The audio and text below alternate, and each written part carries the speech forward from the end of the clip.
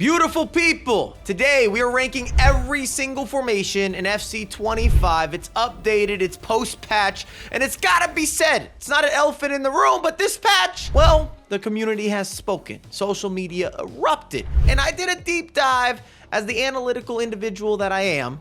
And in the past decade, we've had over 100 patches, and at least in my opinion, we have never experienced such a revitalization via a single patch. From the speed of the game, the rhythm, flow, the details, the subtle intricacies, the offense, the defense, and by no means am I saying that this game is perfect. But it does feel like a completely new experience in FC 25. As per usual, we have broken, rank 1, foot champs debatable in the pine. I need you in the comments. Talk to me about the patch, the good, the bad, the ugly. Now that we've had a full weekend league, I could do that detailed deep dive. It's just a matter if you want that on the YouTubes. 3 at the back, that is going to be a downturn just across the board. The speed of the passing and the space that you can unlock, the goals that are being scored and the goals being conceded. I'm not sure there's a 3 at the back you can play with any level of confidence defensively.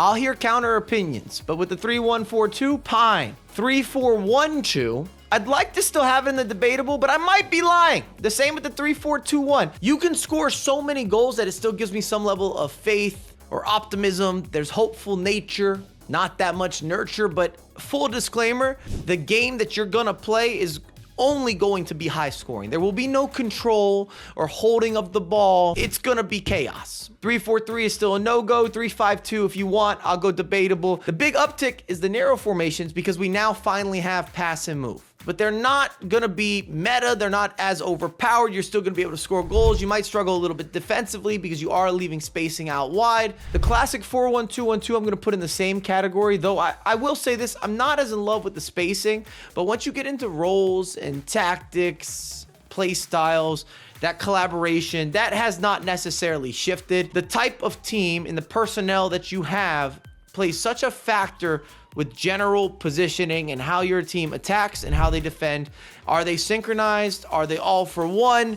Is everything out of touch? I don't necessarily love that element. I still love a fluid experience that is more about the gameplay technicals as opposed to how you set up your tactics. But we do have a lot more manual everything, and especially on the defensive end. And that's why the complaints are out. For many, you can't stop the scoring because you were so reliant on the AI. 4-1-3-2 is getting a downgrade from my previous video into foot champs. Kind of a funky formation. 4-1-3-2, I'm still giving it foot champs, but it's not common as a formation that's in any sort of rotation at the moment.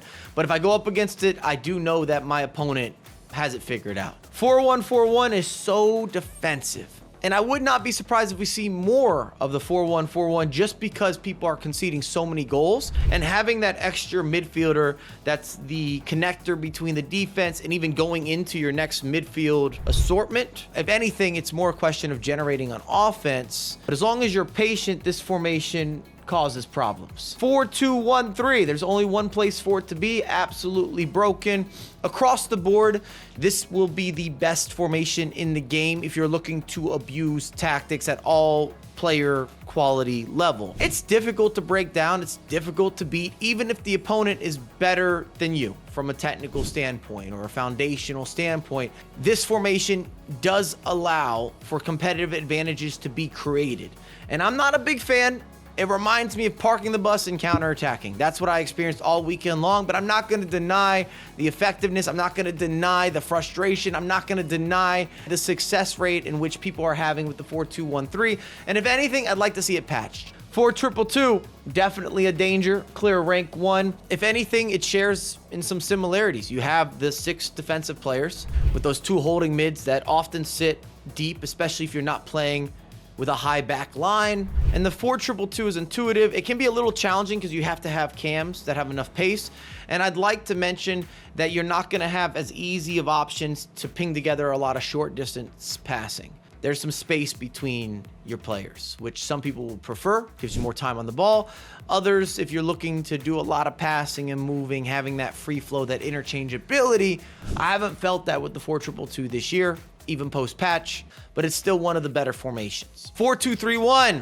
This feels good for me, but you have to have the right players, and maybe that'll be a disclaimer throughout the entirety of the video, you need 3 attacking midfielders, preferably that can run and have passing play styles. And when I say can run, you need some real serious pace, at least around the 90 mark, if not better, if you'd like to have that instant counter, if you want to make your opposition nervous, if you want to make them uncomfortable. The reason I have it broken is the natural element, not only of spacing, but the control that you have defensively, the know-how, the triangles that are formed, but also going forward, you can play fast or you can play slow. I value it. 4-2-3-1, the second variation, I find to be maybe the ugly cousin. I'm putting it into Foot Champs. It's a boring version of the other formation. 4-2-4, I haven't seen as frequently with the new patch. Still fine for the weekend. You're going to score a lot of goals. You're going to concede a lot of goals. You're not going to have support in the midfield. I'll just leave that here. 4-3-1-2, very similar to the 4-1-2-1-2. You can play it, which is a big step in an upward direction because for the majority of this year, passing just wasn't good enough. Too many errors, too much automation. The defenders were there. You couldn't speed up the game. It wasn't possible to play anything narrow without putting yourself in a position that you were hindering everything. 4-3-2-1, you can work with this. I have seen multiple get-ups and setups that I thought were respectable. They were a problem. They were in your face. You could take on these one-on-one opportunities. You've got the automated finesse and Trivela angles with the outside cams or the outside strikers or wingers, however you want to position it. But the 4-3-2-1 is definitely back to something extracurricular. 4-3-3 variations. I'll try to do this quick fire. We're going to take the second and the third version, put it into the weekend. They're all usable in my opinion. The fourth or the most attacking version, I've used it plenty post-patch. I would like to add an asterisk because I'm putting it in rank 1. You will score a ton of goals. I don't even know what the limit is. I was averaging 6-7 goals a game. No question about it. The problem is I didn't have any support in the midfield. I was in dangerous positions on a constant. When I go up against some of the better competition, I had trouble overwhelming them. And I ended up playing games with score lines you couldn't believe on a day in and day out basis. One of the greatest attacking formations presently, no doubt about it. But also plenty of questions on the defensive end. I'm putting the baseline 4-3-3 also in rank 1. I feel comfortable with it. If you want to interchange and move some of the 4-3-3 variations or iterations around, by all means, I'd love to hear how you rank them. 4-4-1-1, still good money. You have to have patience with your buildup. If you do this right, you should be able to always create a matchup where you have an open player. Whether it's an additional triangle, whether it's that extra spacing you have out wide, you will need to have a special center attacking mid that can make any and every pass. He's going to have to spray it. But that's with any of these teams. The personnel is the personnel, and because of the amount of upgrades, the amount of coins available, the amount of money that has been spent around Team of the Year, the increase of overall squad is unmatched. It's unparalleled. I don't have a previous example at any period in FC or FIFA installments that come January has been this noticeable across the board. 4-4-2, second variation. I'm going to put that into rank 1 because I still prefer the 4-4-2 flat standard. And we talk about it, but versatility, balance, different ways to position your players, whether you want to overlap, you want them to squeeze in more narrow, you want them to have additional width. At the end of the day, the options with a 4-4-2 almost feel endless, and you can just revamp the formation constantly. You can do it on the fly. That type of value has to be appreciated. 4-5-1-2, I've used a decent amount this year. I enjoy it. You technically will always have a midfielder that's available. We've talked about it, but that is a running advantage. It's a benefit. It's significant. Gives me some sort of competitive feel. The other 4-5-1 on paper looks lovely, but I don't think it's nearly as good. We're going into the debatable. The 5 at the backs, I just don't see it. As the game has shifted, that additional width, there's not a lot of goals that are being scored there. And if anything, you can just send off overlapping runs. You can play a different formation to get that feel. If you really want to, 5-2-1-2, where you have a little more of that middle presence, we can do that. But overall, I'm throwing the 5 at the backs into the Pine. And if anything, that's the big takeaway. The majority of the debatable, the Pine, 3 at the back, 5 at the back, not necessarily possible. Plenty of formations work for the weekend. How well throughout the weekend? Now that is a different conversation. That's why I asked you, comment section, which formations are you using? Anything broken or rank 1? I believe in those deliverables. I'm witnessing it firsthand.